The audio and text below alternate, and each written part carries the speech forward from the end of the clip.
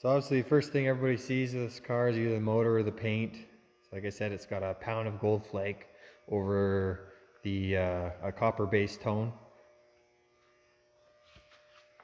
So it looks really different in different lights. And it's really tricky to get even, so there's certain spots where it's a little bit, you can see the copper underneath a little easier in here. The interior, nothing really special. Tack up there. Stuart Warner gauges. The seats are going to get changed, but these are out of a 60s Corvette. They don't have any headrests or anything like that. Racing harnesses, nice. And I've kind of gone with a Hot Wheel theme with this car just because it looks like a Hot Wheel going down the road. And I happened to find a collectible Hot Wheel that matches the car pretty close. It's a 32, this is a 31, but close as I could probably find. I found that after the fact, which was kind of cool.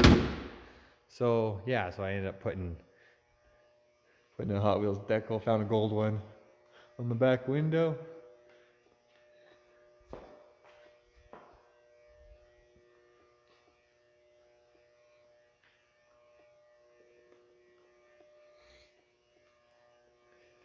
So right now I'm running white walls,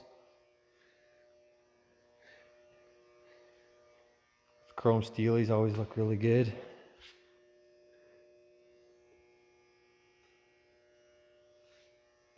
So these hairpins are also from Speedway. They're polished stainless. So the old 4-link was about here, I'd say. And we hung down probably that far, and then two parallel bars. So now this one comes out under the door. A nice little Z-bar in there, and then matching one for the front. Yeah, and just kind of upgrade all this. Chrome bat wings. I didn't go with a chrome axle just to save cost. It's got a chrome leaf spring. It's got a reverse leaf spring on it to sit a little bit lower. So the reverse, basically, these go under rather than normally stock they go over top. Yeah, that axle really smartened it up, and it narrowed the car up quite a bit. Hard to tell in the video, but from what it was a lot wider axle. This is the stuff I pulled out of it. So really smartened the car up.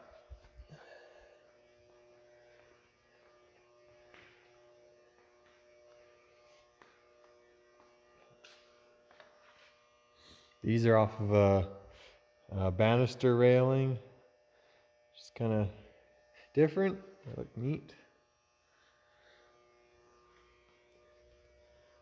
Pusher fan is in there. The thing with the pusher fans, a lot of guys will say they don't work well. A lot of guys just wire them in backwards, and that's the wrong way to do it. You got to get the ones where you can flip the fan, which reverses it.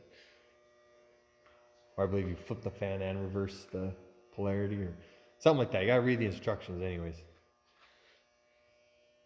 Some you can, some you can't. So yeah, this is a YN tunnel ram. It's cool. You can't get these chrome ones anymore. You can tell it's vintage. It's got a little bit of pitting here and there. Give you a little more torque, which of course you always need more torque when you got a 454 and a Model A. This thing was sweating horsepower, so I added a little oil catch. Once in a while, it would drip on the header and smoke, so that fixed that problem. These are the BFG Silvertown tires. Probably when these wear out, I'd like to go with more of a pie crust, something traditional looking, but that's what I got, and I got lots of tread on them left, so. And then these are my, or on tires, these are my drag racing setup. So these are Coker's Front Runner, 5.6 by 15, and these are a 3.5-inch wide slot, which are vintage. You can't, they don't make them anymore. You can't get them. They're the same ones that David Freiberger has on his F-Rod. If you guys seen that car, I love that car. That's basically kind of why I wanted to build one of my own. And then the slicks, see them in there, but they're slots as well. They're a 10-inch US mag.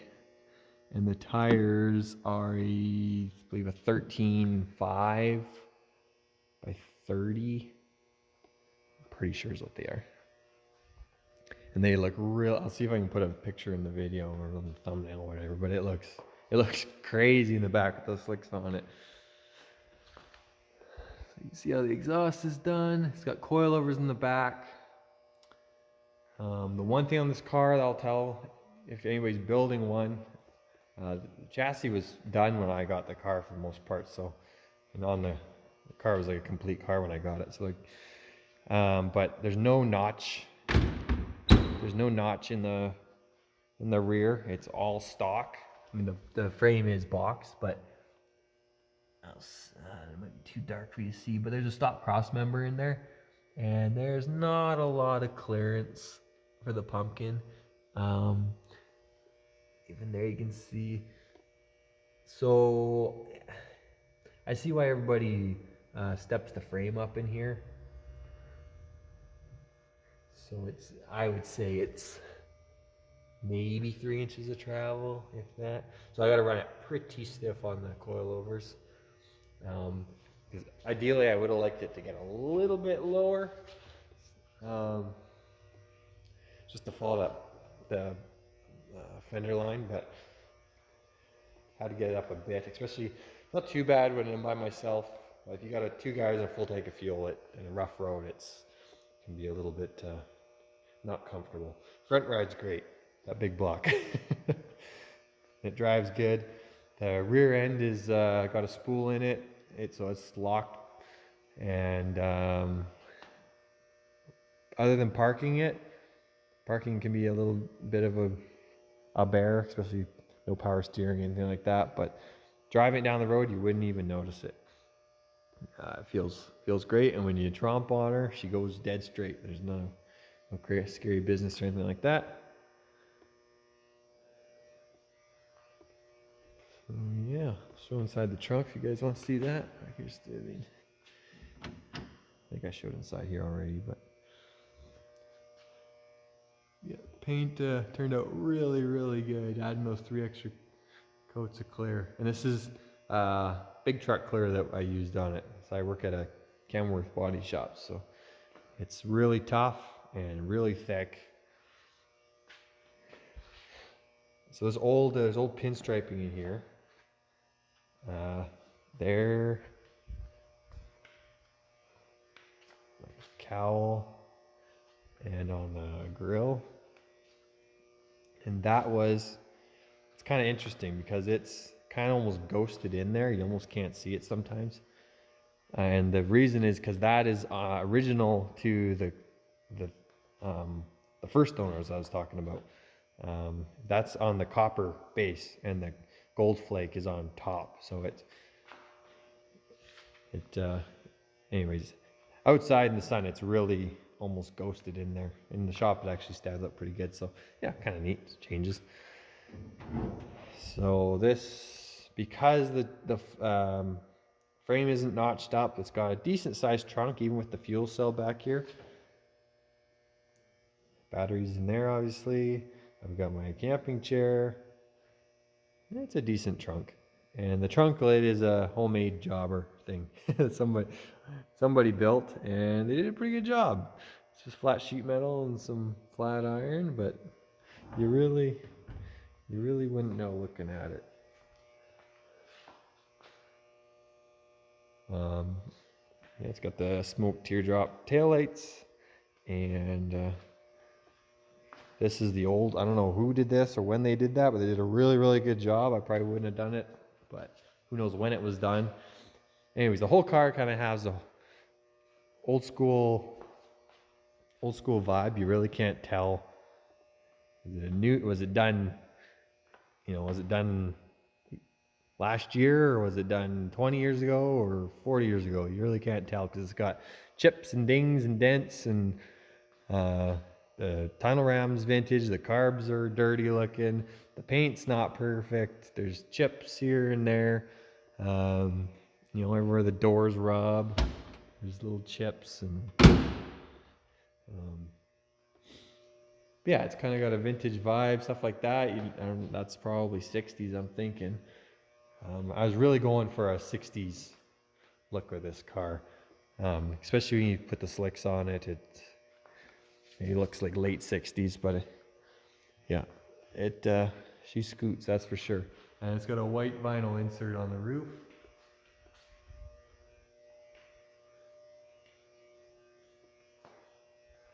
With black vinyl and the original, well, I shouldn't say original, but it looks original. All the wood is still in this car in really, really good shape. I have a hard time believing that someone would restore this car, chop it, and put a wood kit in it. I just don't see that. Nobody does that. It's still got the wood in the quarter panels in this car and the nails. So it's really neat that way. Not super safe, but super cool. And a dark tint on the windows.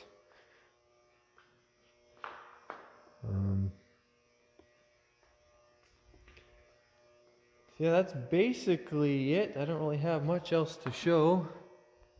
There's the bottom.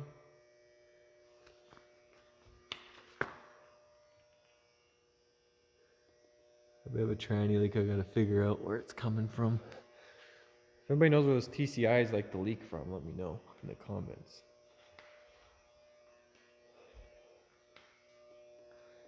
Might change the headlights up one day. I'm not a huge fan of the headlights with they look like a fried egg to me in the bottom with the signals. But